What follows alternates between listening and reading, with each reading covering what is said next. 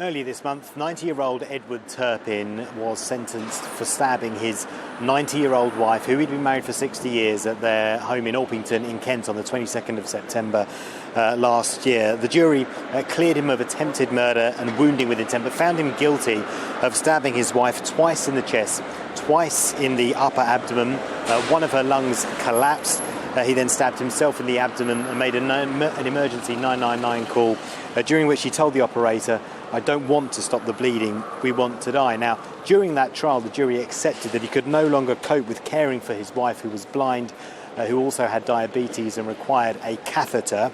He said he stabbed his wife in an attempt to calm her down and make her stop screaming. He said the last thing he ever wanted to do was to harm her. They'd been married happily for 60 years.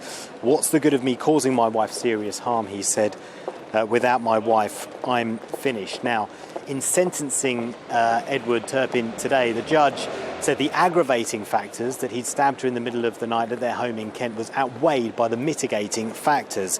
His age, his previous good character, the fact he'd been caring for her, his own ill health. He's currently in hospital with pneumonia on his lungs, which is why he wasn't at sentencing today, and also his remorse. His defence lawyer said he has expressed remorse over his conduct.